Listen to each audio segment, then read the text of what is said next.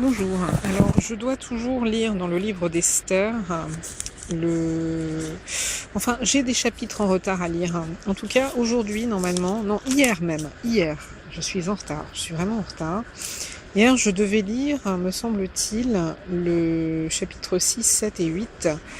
J'ai lu uniquement aujourd'hui dans le métro. Alors, je vais essayer de les lire rapidement là avant de reprendre le boulot. Esther chapitre 6. Cette nuit-là, le roi ne put pas dormir, et il se fit apporter le livre des annales, les chroniques. On les lut devant le roi, et l'on trouva écrit ce que Mardochée avait révélé au sujet de Bigthan et de Téresh, les deux eunuques du roi, gardes du seuil, qui avaient voulu porter la main sur le roi Assuérus. Le roi dit: quelle marque de distinction et d'honneur Mardochée a-t-il reçu pour cela? Il n'a rien reçu, répondirent ceux qui servaient le roi. Alors le roi dit: qui est dans la cour? Aman était venu dans la cour extérieure de la maison du roi pour demander au roi de faire pendre Mardochée au bois qu'il avait préparé pour lui. Les serviteurs du roi lui répondirent: c'est Aman qui se tient dans la cour. Et le roi dit qu'il entre. Aman entra et le roi lui dit: que faut-il faire pour un homme que le roi veut honorer? Aman se dit en lui-même: quel autre que moi le roi voudrait-il honorer? Et Aman répondit au roi: pour un homme que le roi veut honorer, il faut prendre le vêtement royal dont le roi se couvre, et le cheval que le roi monte et sur la tête duquel se pose une couronne royale. Remettre le vêtement et le cheval à l'un des principaux chefs du roi, puis revêtir l'homme que le roi veut honorer, le promener à cheval à travers la place de la ville, et crier devant lui: c'est ainsi que l'on fait à l'homme que le roi... Bonjour. C'est ainsi que l'on fait à l'homme que le roi veut honorer.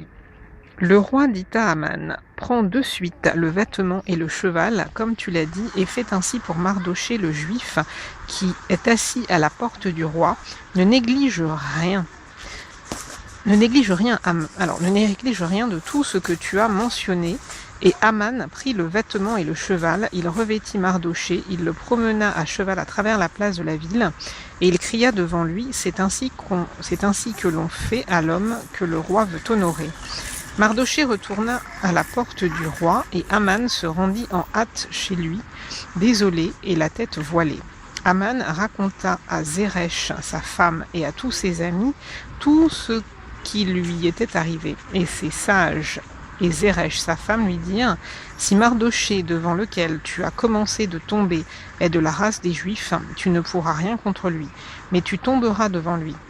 Comme il lui parlait encore, les eunuques du roi arrivèrent et conduisirent aussi Aman au festin qu'Esther avait préparé. Chapitre 7. Le roi et Aman allèrent au festin chez la reine Esther. Ce second jour, le roi dit encore à Esther: pendant qu'on buvait le vin, quelle est ta démarche, reine Esther? Elle te sera accordée. Non, quelle est ta demande, reine Esther? Elle te sera accordée. Que désires-tu? Quand ce serait la moitié du royaume, tu l'obtiendras. La reine Esther répondit: si j'ai trouvé grâce à tes yeux, ô roi, si j'ai trouvé grâce à tes yeux, ô roi, et si le roi le trouve bon, accorde-moi la vie, voilà ma demande, et sauve mon peuple, voilà mon désir, car nous sommes vendus, moi et mon peuple, pour être détruits, égorgés, anéantis. Encore, si nous étions vendus pour devenir esclaves et servantes, je me tairais, mais l'ennemi ne saurait compenser le dommage fait au roi. Le roi Assuérus prit la parole et dit à la reine Esther: qui est-il et où est-il, celui qui se propose d'agir ainsi? Esther répondit: l'oppresseur, l'ennemi, c'est Aman, ce méchant-là. Aman fut saisi de terreur en présence du roi et de la reine. Et le roi, dans sa colère, se leva et quitta le festin pour aller dans le jardin du palais. Aman resta pour demander grâce de la vie à la reine Esther, car il voyait bien que sa perte était arrêtée dans l'esprit du roi. Lorsque le roi revint du jardin du palais dans la salle du festin, il vit Aman qui s'était précipité vers le lit sur lequel était Esther. Et il dit: serait-ce encore pour faire violence à la reine chez moi dans le palais? Dès que cette parole fut sortie de la bouche du roi, on voilà le visage d'Aman. Point.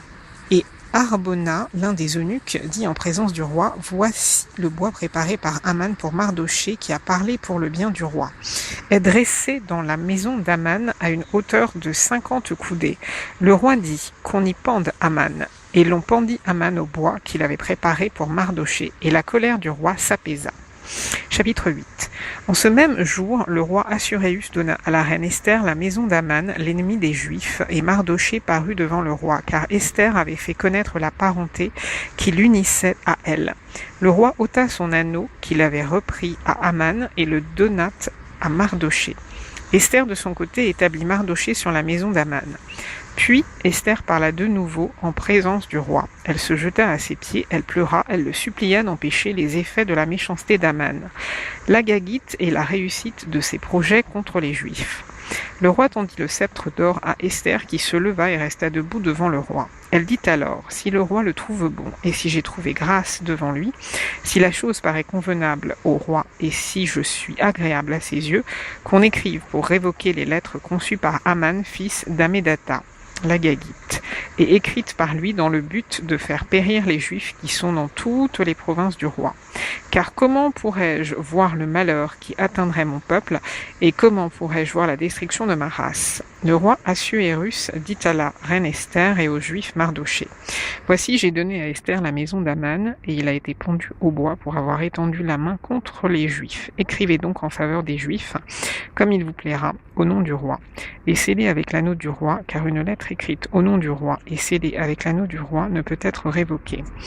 Les secrétaires du roi furent appelés en ce temps, le 23e jour du 3e mois, qui est le mois de Sivan, et l'on écrivit, suivant tout ce qui fut ordonné par Mardochée aux Juifs, aux satrapes, aux gouverneurs et aux chefs des 127 provinces situées de l'Inde à l'Éthiopie, à chaque province selon son écriture, à chaque peuple selon sa langue, et aux Juifs selon leur écriture et selon leur langue.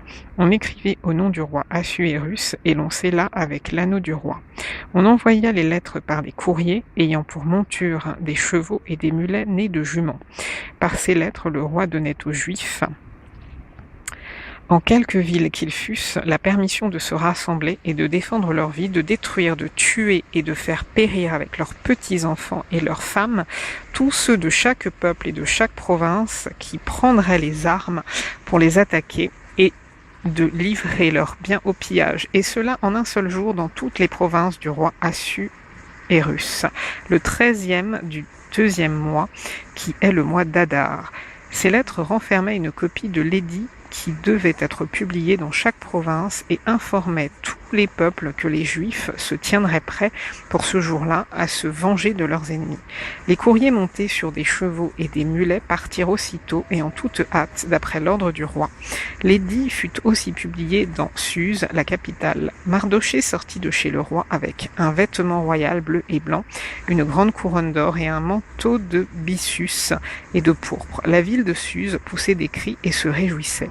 Il n'y avait pour les Juifs que bonheur et joie, allégresse et gloire, dans chaque province et dans chaque ville, partout où arrivait l'ordre du roi et son édit, il y eut parmi les Juifs de la joie et de l'allégresse, des festins et des fêtes. Et beaucoup de gens d'entre les peuples du pays se firent juifs, car la crainte des Juifs les avait saisis. Ok, voici